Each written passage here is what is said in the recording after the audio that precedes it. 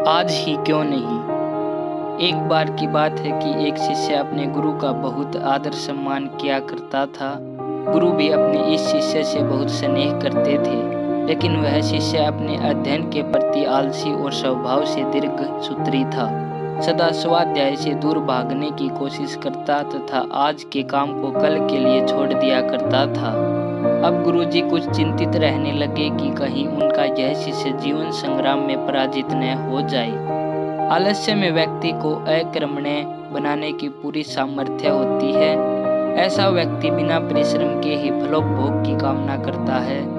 वह शीघ्र निर्णय नहीं ले सकता और यदि ले भी लेता है तो उसे कार्यान्वित नहीं कर पाता। यहाँ तक कि अपने पर्यावरण के प्रति भी सजग नहीं रहता है और न भाग्य द्वारा प्रदत्त सुअवसरों का लाभ उठाने की कला में ही प्रवीण हो पाता है। उन्होंने मन ही मन अपने शिष्य के कल्याण के लिए एक योजना बना ली। एक दिन एक काले पत्थर का टुकड़ा उसके हाथ में देते हुए गुरुजी ने कहा, मैं तुम्हें यह जादुई पत्थर का टुकड़ा 2 दिन के लिए देकर कहीं दूसरे गांव जा रहा हूँ।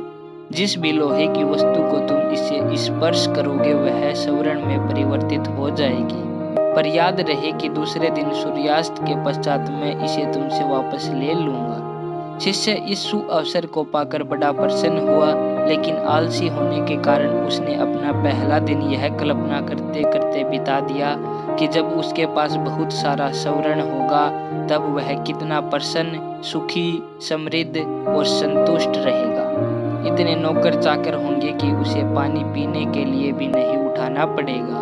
फिर दूसरे दिन जब वह प्रातःकाल जागा, उसे अच्छी तरह से स्मरण था कि आज स्वर्ण पाने का दूसरा और अंतिम दिन है। उसने मन में पक्का विचार किया कि आज वह गुरुजी द्वारा दिए गए काले पत्थर का लाभ जरूर उठाएगा।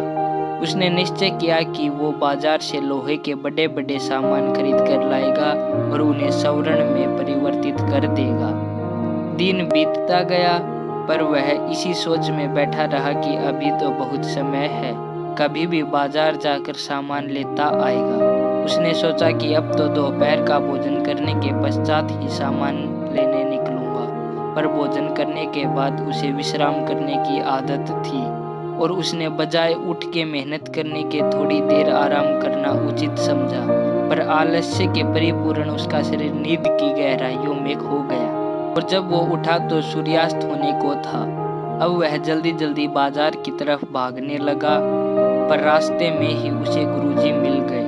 उनको देखते ही वह उनके चरणों पर गिरकर उस जादुई पत्थर को एक दिन और अपने पास रखने के लिए याचना करने लगा, लेकिन गुरुजी नहीं माने और उस शिष्य का धनी होने का सपना चूर चूर हो गया।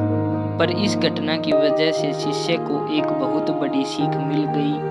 उसे अपने आलस्य पर पछतावा होने लगा। वह समझ गया कि आलस्य उसके जीवन के लिए एक अभिशाप है और उसने प्रण किया कि अब वो कभी भी काम से जी नहीं चुराएगा और एक कर्मठ, सजग और सक्रिय व्यक्ति बनकर दिखाएगा।